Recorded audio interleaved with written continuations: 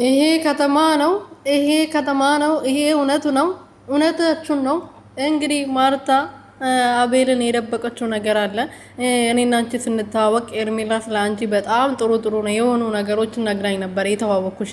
ግን አሁን የሰማሁት ወይም ደግሞ ያየሁት ነገር በጣም የሚያስጠላ ነገር ነው እና ይሄን ነገር እውነት ነው አዎ ብለሽ ካመንሽ ከአንቺ ጋር እቀጥላለሁ ከአንቺ ጋር እሆናለሁ ብሏታል። እንግዲህ ልጅ እንዳላት ነው ይመስለኛል። ያው ልጅ አላት፣ ልጅ እንዳላት ነው የሚነግራት መቼም የምትነግረውና ባል እንደነበራት ወይ እንደፈታች ትዳሯን ለቃ እንደመጣች ያው ሄርሜላም ትዳሯን ትታር ላይ መጣችሁ። እሷም የኔ የሄርሜላ ታላቅ ነች አይደለም? መቼም ማርታ የሄርሜላ ታናሽ አይደለችም። ስለዚህ የኔ ትዳር ይኖራታል ወይ ልጅ ይኖራታል። ልጃቸውን ደግሞ መደበቅ የነሱ ዘር እንትን ነው። ሰው እኮ በሌላ ነገር ይተዋወቃል፣ እነሱ ደግሞ በሌላ ነገር ታሪክ ያደርጋል። እነሱ ልጃቸውን ክዶ ትዳራቸውን ትቶ መጥቶ ባለ ትዳር ላይና ፍቅረኛ ያላቸው ወንዶች ላይ መለጣጠፍ ነው ስራቸው አይደለም።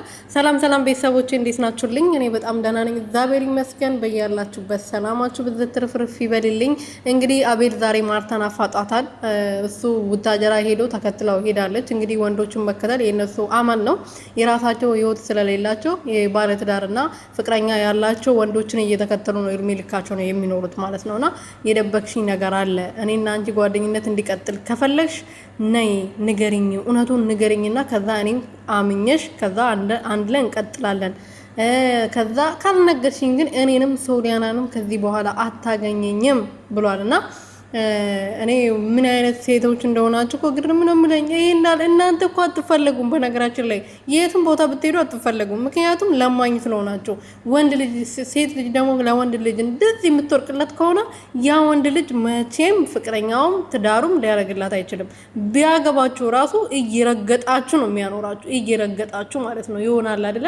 እቃ ተገዝቶ እንደፈለጋችሁት አይደለ የምትጠቀሙበት። ሲያረግ ደግሞ አውጥታችሁ ትጥላላችሁ፣ ወይም ደግሞ ሲሰበር ትጥሉ ታላችሁ አይደለ? እና እናንተ እንደዚህ ለምናችሁ ካገባችሁ አብራችሁ መኖርም አትችሉም። የምትኖርበት ጊዜ ደግሞ እንደ ጫማ እንደ ሶል ነው እየረገጣችሁ የሚያኖራችሁ፣ ልክ እንደ አያ ማለት ነው።